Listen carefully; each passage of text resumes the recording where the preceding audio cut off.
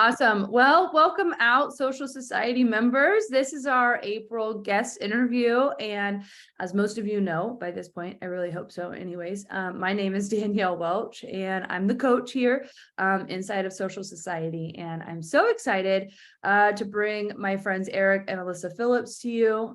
They are the owners of Identity Chiropractic, a local chiropractic business here in the Kansas City area. Very good friends of mine. They are my doctors. So yes, I highly recommend them. Word of mouth advertising is everything. We'll probably get into that today at some point. But yeah, I invited them to come in and share with you all just their business journey and let you guys basically kind of be flies on the wall to our conversation. I've kind of come alongside them in different ways, mostly through our friendship, and just being able to support their business journey and provide insights when I could. But for me, being in the social media marketing space and coaching, I've just been really proud of their consistency and what's really taken place in their business over the last year to 2 years, and really seeing them step into a place that I believe is their main wheelhouse. And I know that they're going to talk to you about how they got to that place and what they see for the future. So guys, if you want to introduce yourself and then just get right into talking about where you were at when you decided to start the clinic and bring us to kind of where we're at today. And then we'll kind of go back and forth and I'll start popping in with some questions. Perfect. Go ahead. I'm Alyssa, and this is my husband, Eric. Yep. So we own Identity Chiropractic. We started in 2018, right out of school with a short interim of working as an emergency substitute teacher. That was a lot, but that was just to kind of fund our startup of owning our own business, which we always wanted to do. We are big on just taking risk on ourselves and investing in ourselves, and no matter what, starting our own business was the way we were going to go. So we started in 2018, have been operating for 5 years now. And a lot has changed over that time in terms of who we're working with, direction we're going, and kind of goals. And yeah, so that's our basic journey right now.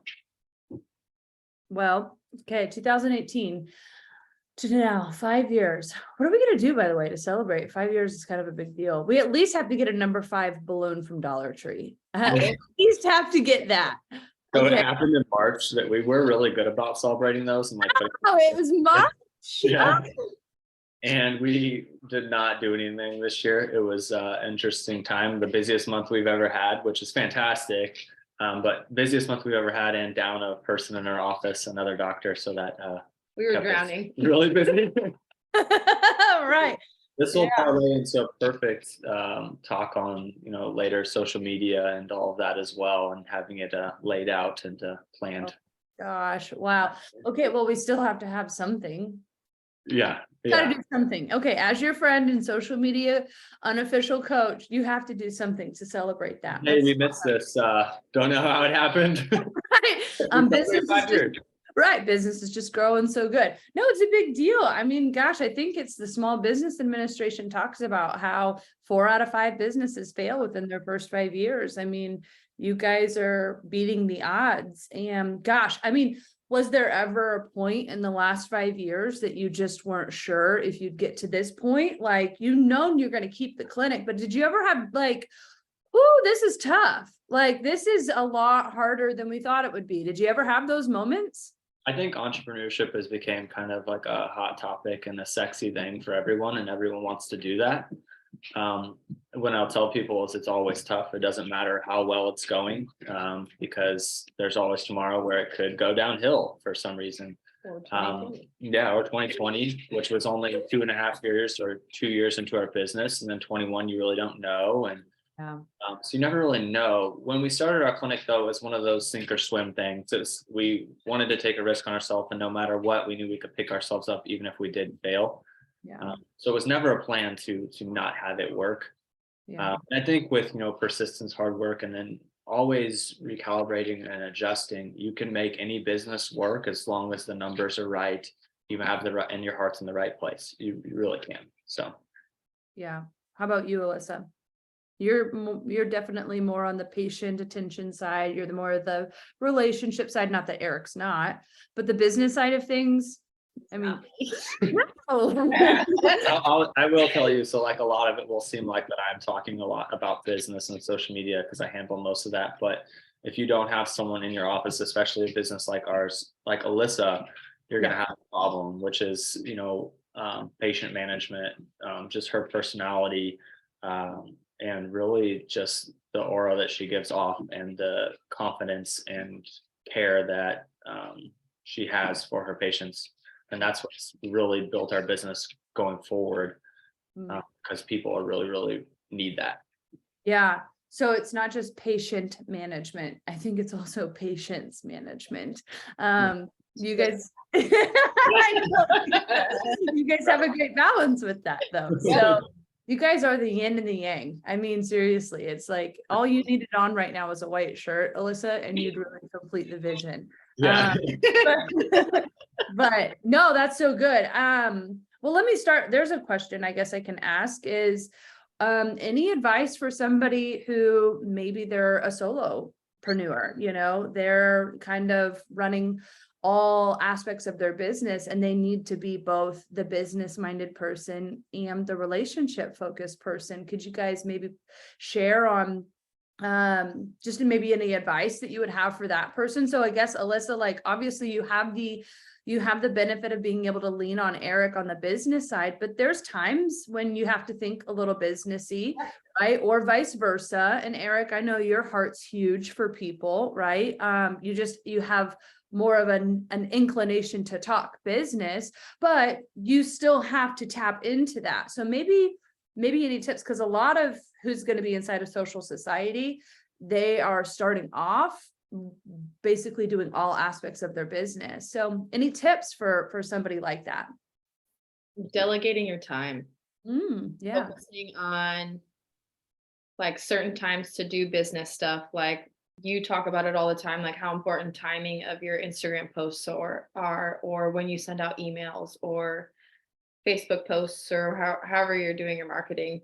And then when you are your face, just make sure that you're as personable as you can be. Yeah. And to be present. So I'm definitely an introvert by nature, but being in our profession, we have to be an extrovert.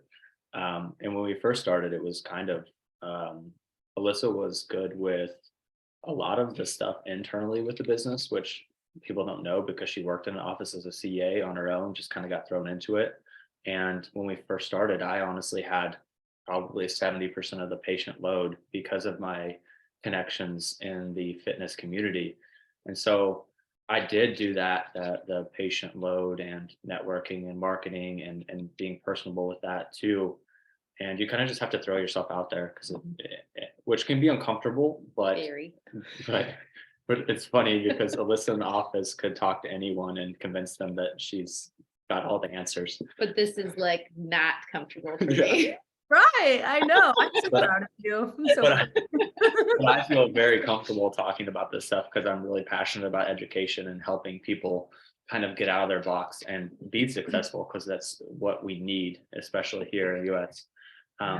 So if you're a solopreneur, you say you have problems with networking, focus on something in your life that is dealing with networking. Just put yourself out there, read a book, engage with the community, just throw yourself out there and you're going to get better at it. I was listening to a mentor and he was like, all these people ask questions like, what's the next book I should read? And he said, the book you should read is the problem you're trying to solve. So if you're a solopreneur and you struggle with financials, well, don't go read a book about marketing first, right? Like if you're great at marketing and you know how to talk to people, read a book about financials. So if you're a solopreneur, just trying to find those answers, or people too, it doesn't have to be a book, just to kind of help you out and get you out of your box. And once you start diving into it, you'll probably find out it's easier than you thought it was. I just didn't know. Yeah, I love that. That's so good. It's like the areas that kind of what I'm gathering from both of you is like the areas that maybe aren't your strengths, right? It's find people who can help you to grow in those areas that you need to grow in. But it's okay to understand that you may not be a 10 out of 10 in every area of your business. That's kind of the objective, right? Like I'm not 10 out of 10 in accounting and bookkeeping. I do well enough to make sure that the guy that does my taxes doesn't have a headache, right? When I turn in my stuff. But I'm not a 10 out of 10. I'm like a 4 to 5 out of 10. And that just happens to be because I kind of like spreadsheets. Okay. Just a little teeny tiny bit. But looking at freaking finances, nope. Yeah. My blood pressure goes through the roof. It's like, so what was one of my initial goals when I really started growing my business was I wanted to make enough money to be able to pay somebody to do my bookkeeping. Right? Because, and the bookkeeping, by the way, for those of you listening, I believe it's going to be June. I am going to have a very good friend of mine, Katie Farrow, who she has an accounting and a bookkeeping business herself, but she is a coach to other bookkeepers and accountants. She's an amazing resource for small business owners, but particularly those in the online space. So she's going to be coming on to talk bookkeeping. But I think it's like, yeah, it's like find those people that can support you or help you to grow in the areas that you need to grow in until you can hire somebody or outsource. So, okay, but there, as we were talking, you brought up at the beginning of your business, your network, Eric. And so let me kind of lay out this next question because I know this journey, but the audience may not. And also, feel free to kind of go off script if you need to for anything too. But with your guys' business starting, when you started at Identity, hi baby, this is the office manager. Would you like to introduce? Who is that? That's Charlie. Yeah. Charlie is the official office manager of Identity Chiropractic. It is a fact.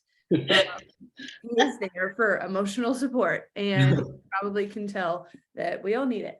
But no, so when you guys started at Identity, you had an idea for who you were going to serve, right? Can you take us on that journey? And please elaborate, like you were a year to 2 years in, and you and I had some conversations, Eric, like this is frustrating.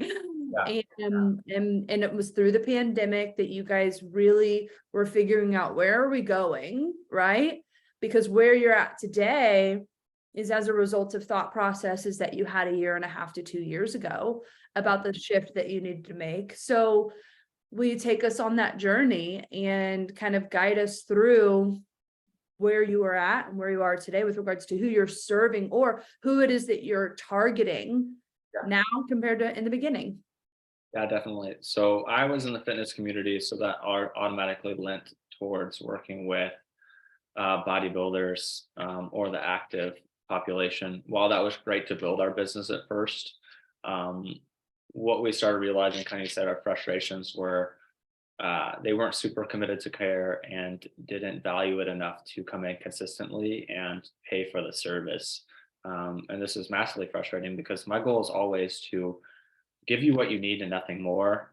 But if you can't give me what you need, I'm going to have a fall off. You're not going to get the results you want. And then that reflects on me. And so over, the first 2 years, it really shifted from me having most of the patients, probably 60 to 70%, to the opposite, where Alyssa was developing relationships with different groups, primarily women, families with kids. And we noticed the shift of how much they valued the care, they were committed, they would stay around. Even when they started to feel better, they valued it and saw that this was a big part of their life. And then throughout the pandemic, and then kind of prepping towards starting our own family, we really started to realize that resources for women and kids in terms of prenatal, postpartum, and especially postpartum and pediatric were kind of lacking, which people don't really know about. They think that, the hospital does a great job. They do, but it's for, the 3 days you're in the hospital and then they check in and wants you at 6 weeks out. So I'll let her kind of continue on that population where we found that shift and the frustrations of it too. Yeah. I slowly grew my practice, my side of the practice, and we realized that people were sticking around, and it was moms would bring in their kids, but they'd also make appointments for their husbands. And if you find your target, which ours is moms, and then they are the brain of the relationship where they make all the appointments, they tell you For like healthcare. for especially. healthcare especially. And we noticed that he would ask me, like when we were doing our goals, where do you feel like we're losing the most? And I said postpartum. As soon as a mom has her baby, she stops taking care of herself. And then it's because we're selfless. When you have a baby, it's all about your baby, and you want to make sure that baby is thriving. Like for example, it took me quite a long time to start focusing on taking care of myself. And I practice it all the time, but I'm not, I mean, I preach it, but I'm not practicing it personally. So that's where we've just tried to send most of our targeting now is towards, and our attention is towards postpartum care, and remembering that as long as mom is healthy, the whole family will stay healthy as well, mentally and physically. Yeah, that's where we've been heading. Yeah. And it was really prevalent when she started having women come in with complaints throughout pregnancy and then especially postpartum, and then the lack of congruency in care in terms of with their OB and receiving no physical therapy or chiropractic rehab, especially after C-section, but even having a vaginal birth too, it's like you should be getting some rehab no matter what. Yeah. And then when Alyssa went through it, it hits home even more when your wife goes through it too. And so she struggled with a couple of things during pregnancy as well. And even though she knows all the stuff to do, still had issues. And so it says like, hey, we need to make this an emphasis to help this population. Mm. Yeah. And so let's talk a little bit about, gosh, I mean, I'm even thinking about someone who I'm literally had the conversation with her last night. It's a young woman I mentor. Her name's Kelsey. She had a baby a year ago. She's had 3. She's teeny tiny. She's probably a third my body size. She's teeny tiny. And I'm like, how did you carry a child? Well, last night we were together and she was like, I think I'm going to go home. I'm not feeling well. And I'm like, okay. And she's like, this part of my neck's just been kind of radiating and nothing's changed diet wise, exercise wise, like, and I was just like, when was the last time you saw a chiropractor? And she goes, I've never seen one. And I said, okay. I said, and you had a baby in the last year? And she was like, yeah. And I'm like, okay, well, I really think it would be good to go see that. And she's like, they can help you after you have a baby too. And I'm like, yes. And I know that because I'm a patient of yours, but you guys do such an incredible job of the way that you're helping your community, that specific community of women, prenatal, post, all the things in between and family, is you guys are serving them through your social media with educational posts and creating a lot of content, particularly video. And that's the way that you are helping. And then as people are absorbing the content, if they're in the area or they know that they need your services, that is proving to them that you are knowledgeable, that you help people to get results, right? So let's talk a little bit about maybe the shift that you guys started to make with your social media over this same time frame, right? This kind of like business journey, like your content started one way and you had to make a big shift. And so let's talk about maybe the strategy shifts that you've had over the years. Yeah, definitely. And it's interesting that you said something about educating, because especially postpartum, because I think Alyssa had a patient the other day that asked if she could work on her even though she had an epidural. And I'm like, yes, like I was like, I had one. Yeah, And I still get work done. So yeah, you definitely Yeah, could. like my last one, it worked good, man. Whatever. yeah. That's But true. We just don't know. Then we're not told these things. Yep. so after they asked that, I'm like, well, that'd be a great post. Like, if you had an epidural, yes, you can still be worked on and it can benefit you. But in terms of the shift of content, we had to get really serious. And I love branding and marketing and then figuring out what makes people commit to making a decision. We thought about like, what do moms need, right? the real easy low-hanging fruit is moms want their babies to be healthy. A lot of times they want them to be able to eat well, they want them to be able to sleep, and they want them to be comfortable, which means not having any musculoskeletal stuff such as torticollis, constipation, and gas.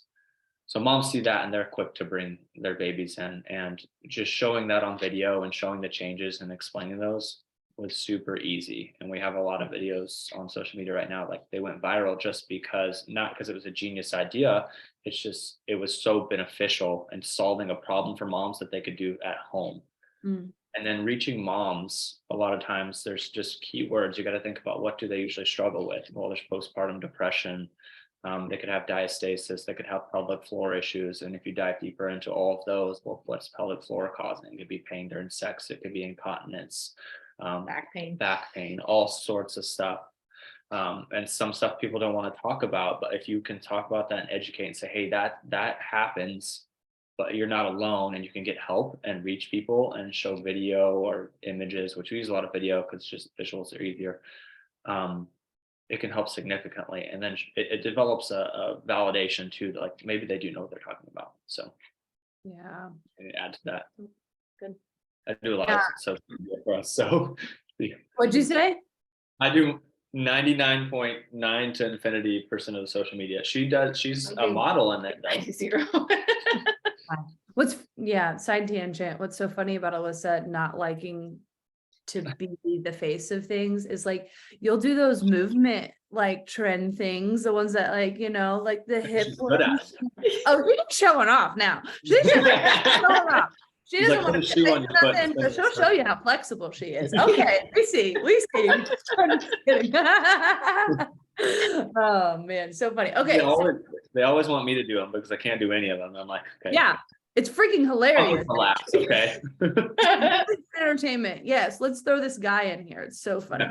Have you seen the clock one? I don't know. What's that? It's so stupid. Okay, I'll send it to you. I can do it for you. It's really cool for the women that can do it. Congratulations. But like, I want to do a real one where it's like, I'm trying to use your leg as a clock. I just want to do a spin-off of it and be like, screw you.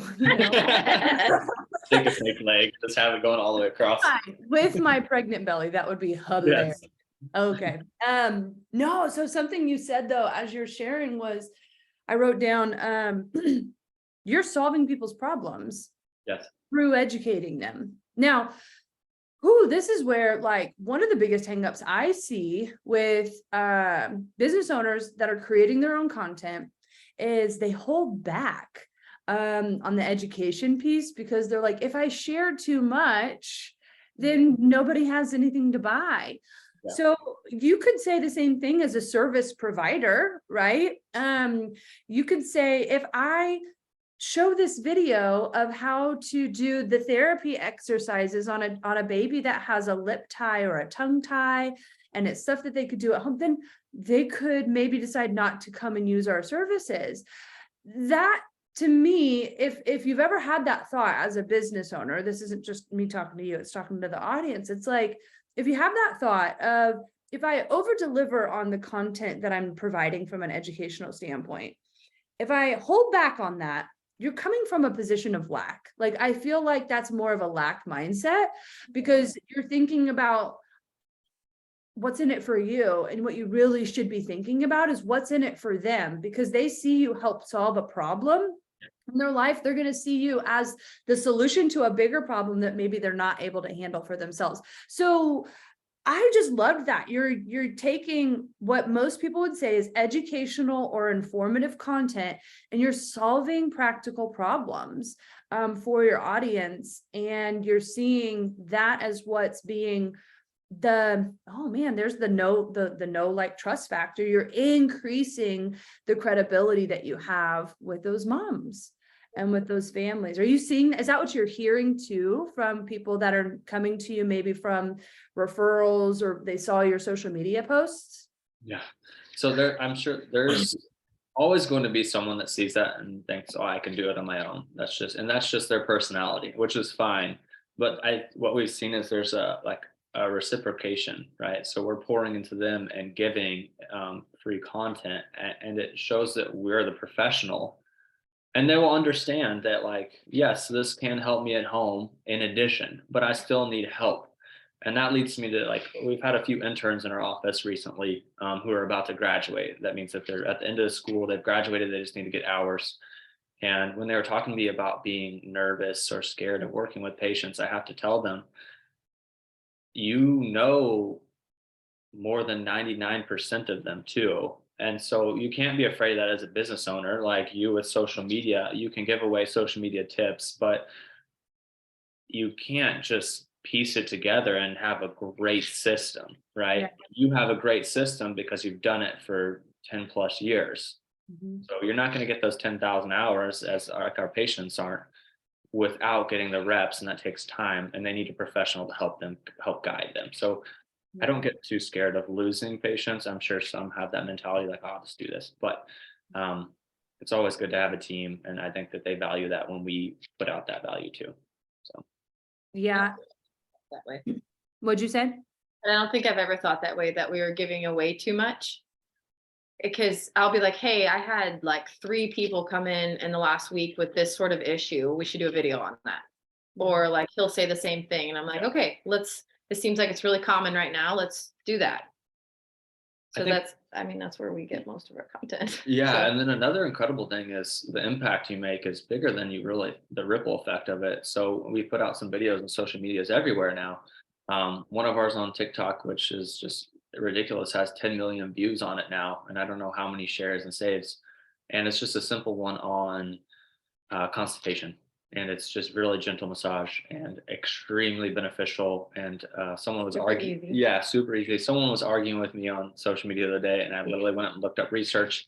I think it was a Harvard published journal article, peer reviewed, and it was going over colonic massage, and it was like, yes, this is one of the first things you should do. And so I just sent them that, and I was like, this is super easy, moms can do it, it's research backed, it works. We have babies that leave the office, and as soon as they get in the car seat, their mom's having to clean the car seat out, so it works really well. You should start sending everybody home with an extra like burp cloth. Hey, put this in the car seat. Yeah. A warning, because this is going to happen. People from all over the world too, so you feel good about that too. So Gosh, that's so cool. As a chiropractor, that you serve only a local community, like with your hands, right? And I know your heart, you're able to have a further reach, right? You know how I get sometimes, I get these like little downloads or these like ideas or like these unctions. And well, I just gotta tell you, I think you guys have more than just a business. I think you guys have a book that could be written one day about these different things, educating people. So that's cool. But that's awesome. Oh man, so many places I want to go with this. Before I get into some of the questions that some of the members had, oh, here we go. You did go viral. You grew in the last couple of years by a few thousand followers to now over 16,500 followers on Instagram. I don't know your TikTok numbers. I really refuse to get on there and look at TikTok. We've only put 9 videos out on TikTok, and because I just don't like to be on there, but one of them got us 27,000 followers, just one video on TikTok. Yeah. That's when people that are trying to get me to be on TikTok are like, and that's the power of TikTok. And I'm like, cool. Cool. Oh, you find what works for you. I don't want to get there. What it is, it's an itch I'll never stop scratching. That's really what it comes down to. But let's talk about, okay, there's this thing. Everybody wants to go viral, right? Yeah. They want to go viral because they know the power of it, as your stats can show. Share the actual stats, but you probably know the answer to this, but if you don't say it, I'll say it for you. But what led to, what do you believe actually led to posts going viral or posts being exposed to more audiences? So stats, and then what do you think led to you get into a place to where you're at today, where you have content that's being seen by hundreds of thousands, millions of people? So stat wise, are you talking about like what? Yeah, let's talk follower count on Instagram. That's where most of my audience is hanging out. It's going to be Instagram and Facebook for their business. For Instagram. So we have 16.6 thousand followers, which is pretty good. But what really, and 454 posts in 5 years. So not as many as we could have, and I'll talk about that later on terms of like scheduling and having ideas and all of that while you're trying to do everything yourself. Yeah. But the biggest thing that has led to it, I would say, is a little bit consistency. I'd say there's rarely a week I don't post once or twice or get on the story. But it's come back to when I like look through the videos that did the best, they were either just funny, educating, or entertaining, or they were solving a problem again. So the constipation video on Instagram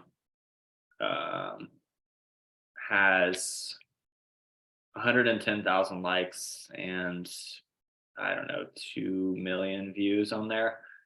And it's because it provided a simple solution to a common problem. 2.8 million views, a simple solution to a common problem. And when I look through at this again and look at all the others, one of them was for moms, and it was about mom butt, so not being able to activate your glutes again. Not as many views, obviously, but 26,000 views because moms resonate with that and it affects them. Not really one I personally would want to share to my story to share with my friends that I have mom butt issues, you know. So I don't know, what's your share count like on that one? Pretty low, probably. It has 115, which That's is not surprising. Good for those moms, you know. Sorry, I interrupted. You're fine. I have to tell my whole Instagram story followers that I'm worried about my butt, you know. Sorry. Moving on, keep going. So a lot of we'll post some stuff about diastasis, which did extremely well. That one had, I mean, I don't know, 100,000 views or something like that and multiple shares. But what we've learned is like finding something, common problems that people struggle with simple solutions that people can do at home. And with following up on that, saying that we know that this can help, but it's not the end all be all solution. So you still should seek out help from a professional. Yeah. Which your industry would be like, okay, look at this. This is what you should do. Try this out, and then I'll help you navigate that way. Yeah. And a bunch of them, our best videos are with kids because people just love kids. So we've really heavily focused on that. Yeah.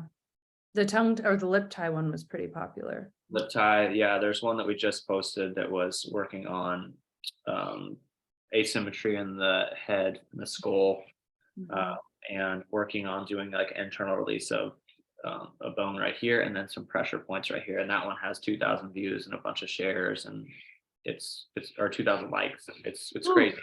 Here's a video idea. Maybe you've got. Yeah, I know you're doing you did the asymmetrical one. Yeah. But even I was worried about Sterling's head shape there for a little while, and I didn't want to schedule an appointment with my doctor just for her to tell me for $250 that my kid's head's fine. But like, are these bumps in the back of their head, which I found out is muscle, like, are those normal, or like, you know, stuff like that, because that's a commonly searched thing, because you see like, you know, when you do see a baby that does need to have a corrective helmet or equipment, as a mom, you're like, did I miss anything? You know, like, let me feel my baby's head. And so some type of educational, maybe that's a topic for you. I don't know, mom telling you, you know. No, so we are actually going to put something out on that because we have a baby we're working with right now, and I shot a video on it the other day, and you can see there's a very visual flat spot. And talking to the mom, she's like, we always do tummy time. The only time he's on his back is when he's sleeping. We've been working on trying to keep him off as much as possible. And I don't think that people realize, and moms especially, like that can happen in utero. Like they can be stuck in there and just getting pressed on the whole time. Yeah. And that's nothing you did wrong. And so But there are solutions to it too. So we just had another patient that's a good friend of ours, and her baby had that too, and we worked with them. And I don't know how many visits it was, maybe like 6 to 8 total, and it's almost resolved, Awesome. right? And it's creating a more permanent solution. You can go and get a helmet and everything, but it's going to cost more to do that because you're going to have to go to the doctor, get an exam, you're going to have to get the helmet, you're going to have to go in for follow-ups, and it's going to cost significantly more. And we helped with a bunch of other stuff at the same time we were working on that. So Right. Oh, I love that. This might be titled Simple Solutions to Common Problems. I think that might be the title of this interview. I mean, I just keep writing solving problems and all this stuff down. I love that. Okay, so I'm going to add on to the answer. Okay, so you have created content that serves your audience, that provides simple solutions to common problems. But from and that's more of the strategy side of the content, like that's content creation strategy. That's your strategy. Okay. But you guys have, and you said it, you're like 450 posted in 5 years. That's not that much. But in the last year, as you began to really hone in on this target audience group of moms, and specifically the family unit, you've been very consistent. That doesn't mean you post 20 times in a week, but you are creating fresh and relevant content on a consistent basis.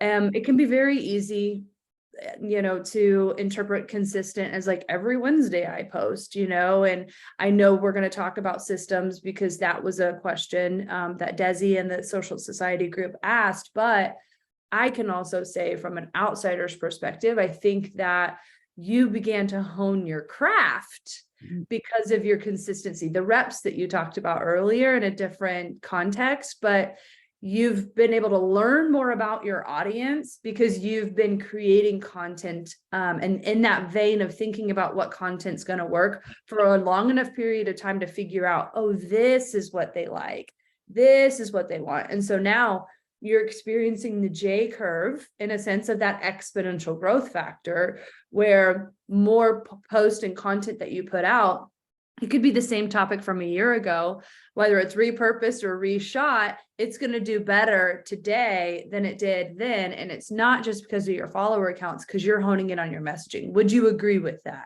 Definitely. Yeah. And you can recycle that and everything. And we've started to do that because when we had, 1,200 followers and only 10% saw it, we weren't reaching anybody. And now we have content that we know that was good. So you just recycle it, make it a little bit better, and repurpose it. And I need to make a post. Actually, I need to make one, but I'm not going to post it today. And this goes on the thing of when you've done it long enough, you notice trends. Wednesdays are awful for us. No one sees it on Wednesday.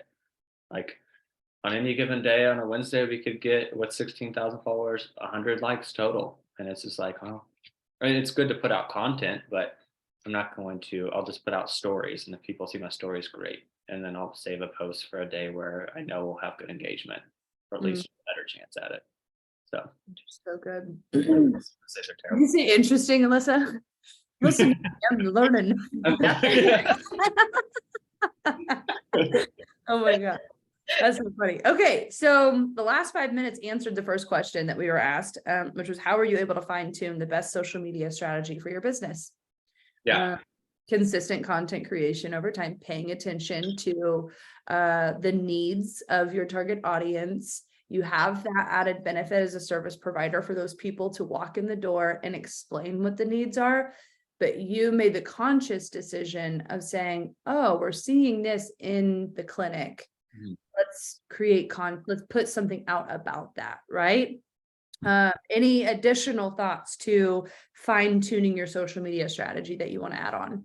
Yeah, definitely. So if you don't have people coming in, you're not seeing those, you're not going to come to that conclusion as easy, right? But you just have to really think about who your audience is, and once again, get back to what their needs are. Yeah, their deepest pain points. And when I say deepest, like people come into us because they're in pain, but you have to think what that's keeping them from doing. So in social media, it'd be like, okay, I'm not getting engagement, right? You'd be like, okay, well, why do you want engagement? Well, I Yeah. need to develop leads. Okay, well, what are you trying to develop leads for? Like, who do you want in there? And then what are those people you want in there? What do they need? And why do they need it? How does it make them feel? And that's where you can really dive down into it to hone in on that. And then just start putting out a lot of content about that. So good. Piggyback. So that was 1.A. Let's do 1.2B, whatever. Follow-up question. That's a way Yeah. better way to say that. Are you how do I want to ask this? Are you looking for the instant gratification when you put out a post, or do you realize that it might take that post a little bit of time to mature? Patience. Regards to That post that went viral, It did. It took about 3 weeks for the one that went the first one to go viral. The interesting thing is, it does get frustrating when you put out really, really good content. You're like, this is going to frustrate. this is it. This is People the need one. this. And like this is like the biggest problem someone has, and you're like, oh, cool. Like 5% of my people saw that. That's awesome. Great job. So it gets frustrating, but it just happens over time and then just repetitive. And honestly, in the last year is when we had the most growth. So we were at like 2,000 a year ago. Well, I'd say we were at 2,000 last fall, and we're at 16 now. Yeah. The last 3 months, we haven't been as consistent, I'll be honest, because we were just, us two were busy, and we didn't have as much, I didn't have as much time to manage. Yep. But it was being consistent, and if it doesn't work, put out another one. So the first I Love You video did really well, which is the for constipation, after 3-4 weeks. So then I put out another one. Well, that one did almost twice as well. So, and that one only took 3 days to really catch on. Yeah. It's that J curve, like you're saying. Yeah. I do want to go ahead and say, I guess I feel led to say this.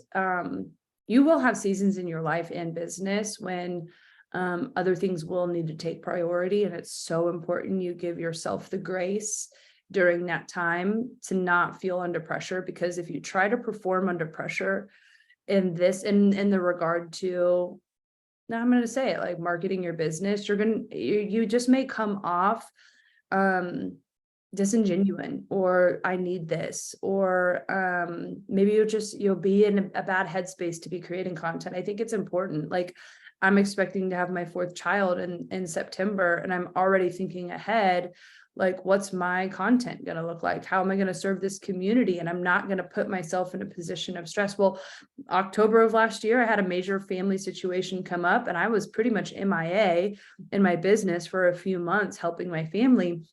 And I had to make the conscious decision, like, hey, this is the season of life that I'm in. My business is going to be okay. It's not the worst thing in the world if I go 2 months without really posting anything, because I know how to get back into the flow when the timing's right. I think grace as business owners with ourselves is so important. I think it helps keep our heart posture right too, towards ourselves and to who we serve.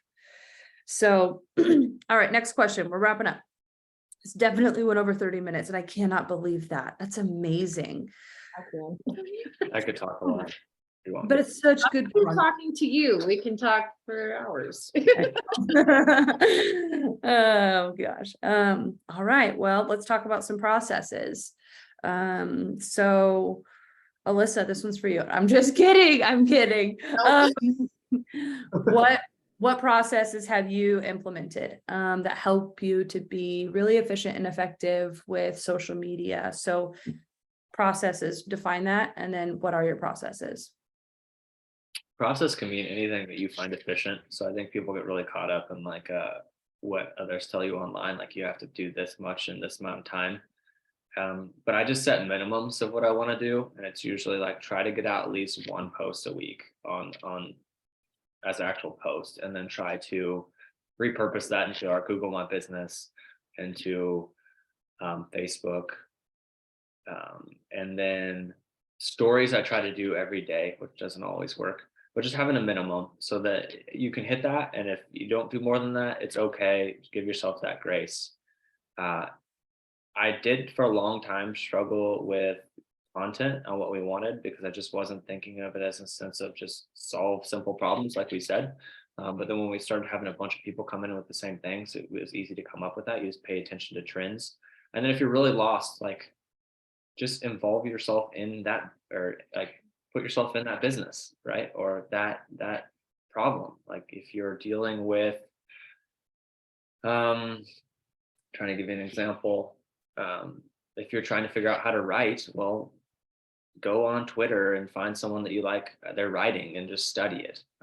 If you're trying to learn social media, pay attention to something like you're doing, and it'll give you ideas to talk about because there's someone that's one step ahead of you or one step behind you that could help you either get your content or provide you the content because they need the answer.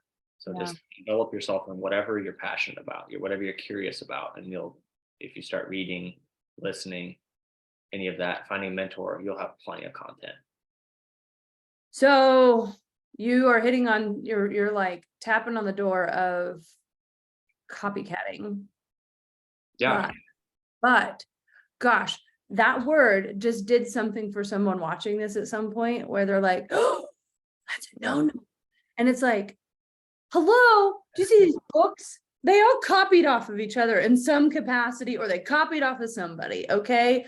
Like, Einstein, he came up with some original ideas. Okay. Like those were his own, or like Thomas Edison, like there's few of us that are, this is the first thought or idea that's ever happened in the universe, right? So like, I think it's very important that what you said is learning from other leaders in your industry. Don't go word for word, take their crap and then repurpose it, but utilize it for inspiration. See it as something like, oh, that's how they talked about that. Okay, how does that apply to my business, right? I love that you shared that, because writing content as an example is one of the biggest struggles that people do have.